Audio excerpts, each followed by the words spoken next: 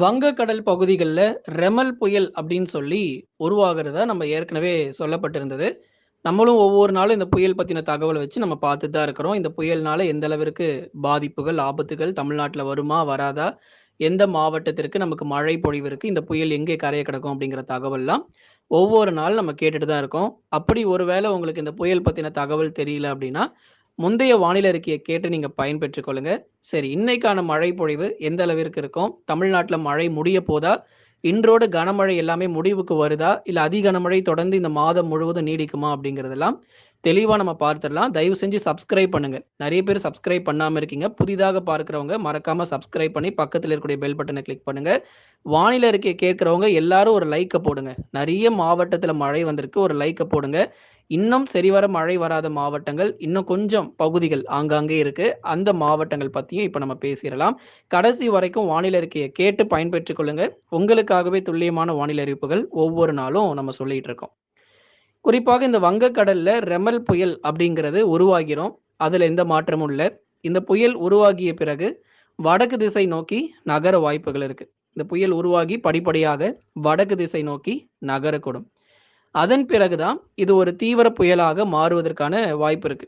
படிப்படியாக ஒரு காற்றழுத்த தாழ்வு பகுதியாக உருவாகி, அதுக்கப்புறம் காற்றழுத்த தாழ்வு மண்டலம், அதன் பிறகு ஆழ்ந்த காற்றழுத்த தாழ்வு மண்டலம், அதன் பிறகு புயலாக மாறி, பிறகு தீவிர புயலாக மாறி வடக்கு திசையில தொடர்ந்து நகர்ந்து, இது எங்க போப்போது அப்படின்னா, வங்கதேசம் மற்றும் அதனை ஒட்டிய மேற்கு வங்காள கடற்கரை நோக்கி நகரப்போதுங்க.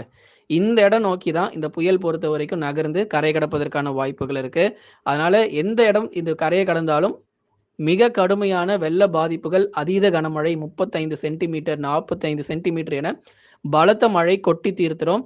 அசாம் மாநிலங்கள், அசாம், மேற்கு வங்கம், அப்புறம் ஒரிசானுடைய வடக்கு ஒரிசா பகுதிகள்லாம் இந்த கடற்கரையோர பகுதிகள்லாம் பலமான சூறாவளி காற்றும் தீவிரமாக இருக்கும். ஆகவே இது ஒரு தீவிர புயலாக மாறப்போகுதுங்கிறதுனால, குறைஞ்சது 100லேருந்து 110 கிலோமீட்டர் குறைஞ்சபட்சம் நம்ம சொல்றோம். இன்னும் அதிகபட்சம் இத விட இன்னும் அதிகமா இருக்கும். குறைஞ்சது ஒரு 100லேருந்து 110 கிலோமீட்டராவது பல்வேறு பகுதிகள்ல வீசுவதற்கான வாய்ப்புகள் இருக்கு. என்னதான் இந்த புயல் தமிழ்நாட்ட விட்டு போனாலும், தமிழ்நாட்டிற்கு வரவே இல்ல அப்படின்னாலுமே கூட, மழை பொழிவுல எந்த மாற்றமும் இல்ல. நமக்கு வந்துகிட்டு தான் இருக்கு. நேற்றைக்கு அதாவது கடலூர் மாவட்டங்கள் கடந்த 24 மணி நேரத்துல 20 சென்டிமீட்டர் மழை பொழிவு பதிவாகி இருக்கிறது. கடலூர்ல பல இடங்கள்ல பலத்த மழை வெளுத்து வாங்கியிருக்கு. வேப்பூர் மற்றும் அதன் சுற்றுவட்டார பகுதிகள், கடலூர் மாவட்டத்தினுடைய மேற்கு பகுதிகள்ல மிக கடுமையான மழை பொழிவு கொட்டி தீர்த்துட்டு வருது. இன்னும் நமக்கு மழை தொடரும். மழை முடிய போறது கிடையாது. புயல் தமிழ்நாட்ட ஏமாத்தியிருக்கலாம் அல்லது தமிழ்நாட்டிற்கு வராம போயிருக்கலாம். மழை கொடுக்காம போயிருக்கலாம். ஆனா தென்மேற்கு பருவமழை நம்மகிட்ட இருக்கு. அதனால கவலைப்பட தேவையில்ல. பருவமழையினால நெறைய மழை வாய்ப்புகள் நம்ம தொடர்ந்து பார்க்க போறோம். எதனாலங்க இந்த மழை வந்துகிட்டு இருக்கு அப்படின்னா, கேரள கடற்கரை ஒட்டிய தென்கிழக்கு அரபிக்கடல் பகுதிகளில் ஒரு காற்றழுத்த தாழ்வு பகுதி அப்படிங்கிறது உருவாகி இருக்குங்க. அங்கேயும் நம்ம அரபிக்கடல் பகுதிகளிலும் ஒரு தாழ்வு பகுதி உருவாகி கேரள பகுதிகள்ல அதி கனமழை முதல் அதீத கனமழைய கொடுக்க போகுது. இதன் காரணமாகவும் கேரளா பகுதிகள்ல நல்ல ஒரு தீவிர மழை பெய்யுது. அப்படியே நம்ம தமிழ்நாட்டிற்கும் நல்ல ஒரு அருமையான மழைய பார்த்துட்டு இருக்கோம் ஒவ்வொரு நாளும். கடந்த நாட்கள்ல இருந்து பார்த்துட்டு இருக்கோம். கோயம்புத்தூர்ல எந்த அளவிற்கு மழை ரொம்ப தீவிரமாகி இருக்கு அப்படின்னு சொல்லிட்டு. கோயம்புத்தூர், நீலகிரி, தேனி, தென்காசி, அப்புறம் உள் மாவட்டங்கள் திருப்பூர், ஈரோடு, சேலம், கரூர், நாமக்கல், கடலூர் மாவட்டங்கள் வரைக்கும் இந்த மழையினுடைய தீவிரம் அப்படியே பரவி வந்திருக்கு. தொடர்ந்து இன்னும் நிறைய மாவட்டங்கள் மழை பொழிவு காத்திருக்கு. இன்றும் நாளையும் பரவலான இடி மழை உண்டு. அதிலும் குறிப்பா மேற்கு தொடர்ச்சி மலையொட்டிய மாவட்டங்கள்ல அதிக கனமழைய நீங்க எதிர்பாருங்க. ஆகவே இந்த புயல் பொறுத்தவரைக்கும் ஏற்கனவே நம்ம சொல்லிட்டோம் தமிழ்நாட்டுல வராது அப்படின்னு. ஆனா மழையினுடைய தீவிரமும் நம்ம குறைவதற்கான வாய்ப்பும் நிச்சயம் கிடையாதுங்க. இதன் காரணமாக மேற்கு தொடர்ச்சி மலையொட்டிய மாவட்டங்கள்ல ஒவ்வொரு நாளும் நமக்கு மழை பொழிவு இருக்க தான் செய்யும். எதனால அப்படின்னா, கேரள பகுதிகள், அதாவது கேரள கடற்கரையொட்டிய தென்கிழக்கு அரபிக்கடல் பகுதிகள்ல உருவான தாழ்வு பகுதியின் காரணமாக தொடர் கனமழை. ஒவ்வொரு நாளும் கனமழைய பார்க்க முடியும். ஏன்னா தென்மேற்கு பருவமழை அப்படின்னாலே நிச்சயம் தமிழக, கேரள எல்லையோர பகுதிகள் மற்றும் தமிழக, கர்நாடக எல்லையோர பகுதிகள்ல ஒவ்வொரு நாளும் நமக்கு மழை தொடர்ந்து பதிவாகிட்டே இருக்கும். இந்த வருஷமும் அதே போல ஒவ்வொரு நாளும் நமக்கு மழையினுடைய தீவிரம் ஒவ்வொரு பகுதிகளாக பார்க்க முடியும். தொடர்ந்து நம்ம பார்க்கலாம். அடுத்ததாக வட தமிழக உள் மற்றும் தென் மாவட்டத்துல மழை எப்படிங்க? ரொம்ப தீவிரமா இருக்குமா? அப்படின்னு சொல்லி பலரும் வந்து கேட்டிருக்காங்க. தென் மாவட்டத்துல மழை வாய்ப்புகள் எப்படி இருக்கும்? உள் மாவட்டத்துல மழை வாய்ப்புகள் எப்படி இருக்கும்? அப்படின்னு சொல்லிட்டு. மதுரை, திண்டுக்கல், விருதுநகர், சிவகங்கை, ராமநாதபுரம், தூத்துக்குடி, திருநெல்வேலி, கன்னியாகுமரி உள்ளிட்ட தென் மாவட்டங்கள் முழுவதுமாக பரவலாக இடி, மழை ரொம்ப தீவிரமாக இருக்கும். ஏன்னா தென் மாவட்டத்தில நமக்கு மழை குறைய வாய்ப்பே இல்ல. விட்டு விட்டு அவ்வப்போது நமக்கு மழையினுடைய தீவிரம் இருக்கும். அதில குறிப்பா விருதுநகருடைய மேற்கு பகுதி, திருநெல்வேலியினுடைய மேற்கு பகுதி, மதுரை, திண்டுக்கல்லுடைய மேற்கு பகுதிகள்லாம் அவ்வப்போது கனமழையும் இருக்கும். ராமநாதபுரம், சிவகங்கை எடுத்துக் கொள்ளும்போது வானம் ஓரளவு மேகமூட்டம், மிதமான மழை எதிர்பாருங்க. தூத்துக்குடியில வந்து அதி கனமழை எதிர்பார்க்காதீங்க. நெறைய பேர் தூத்துக்குடியில ரெட் அலர்ட்டா அப்படின்னு சொல்லி கேட்கிறீங்க. தூத்துக்குடிக்கு ரெட் அலர்ட்லாம் கிடையாது. பொதுவா வானம் மேகமூட்டமா இருக்கும். அவ்வப்போது மிதமான மழை ஆங்காங்கே பதிவாகும் தூத்துக்குடியில. தொடர்ச்சியாக இன்று மற்றும் நாளை பொறுத்தவரை பகுதியான மழை பொழிவு தென் மாவட்டத்தில, மாவட்டம் முழுவதும் கனமழைக்கான வாய்ப்பு கிடையாது.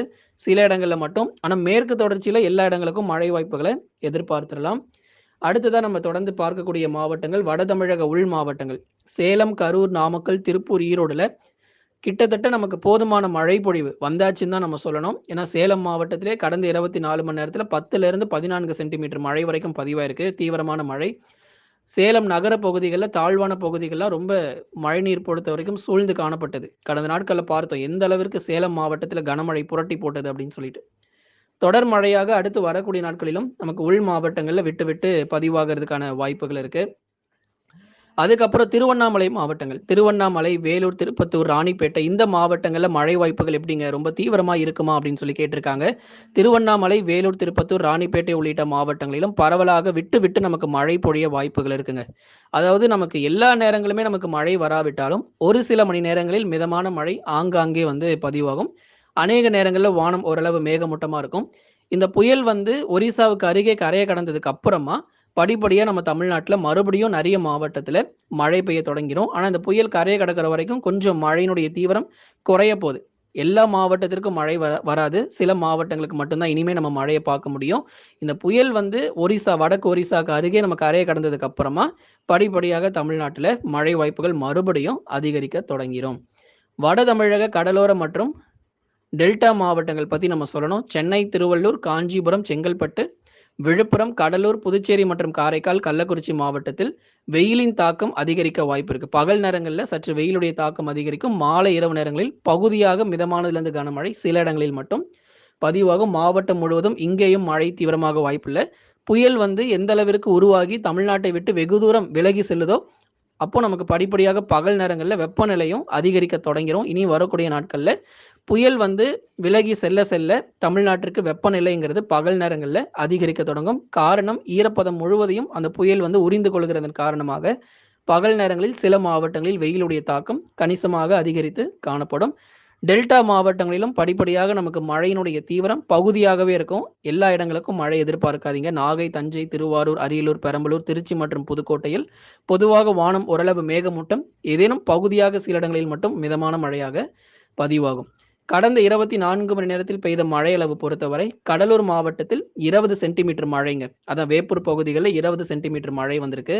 விழுப்புரத்துல 17 சென்டிமீட்டர், கன்னியாகுமரியில 14 சென்டிமீட்டர், சேலத்துல 12 சென்டிமீட்டர் மழையும், ஈரோடு மாவட்டத்தில் 12 சென்டிமீட்டர் மழை பொழிவு, திருப்பூர்ல 11 சென்டிமீட்டர், நீலகிரியில 10 சென்டிமீட்டர் மழையும், திண்டுக்கல் மாவட்டத்தில் 8 சென்டிமீட்டர் மழையுமாக பதிவாகியிருக்கிறது. தொடர்ந்து இனி அடுத்தடுத்து வரக்கூடிய நாட்களிலும் படிப்படியாக ஒரு சில மாவட்டங்களில் மழை தீவிரமாகவும், ஒரு சில மாவட்டங்களில் மழை தீவிரம் குறையவும் வாய்ப்புகள் இருக்கு. அதனால மேற்கு தொடர்ச்சியில இனிமே நீங்க தொடர்ந்து மழை பொழிவு எதிர்பாருங்க. மற்றபடி கடலோரம் மற்றும் டெல்டாவில் படிப்படியாக சற்று மழையினுடைய தீவிரம் குறைந்து ஒரு மிதமான மழையாகவே எதிர்பார்க்கலாம். லைக் பண்ணுங்க. எல்லாரும் மறக்காம சப்ஸ்கிரைப் பண்ணுங்க. தொடர்ந்து சப்போர்ட் பண்ணுங்க.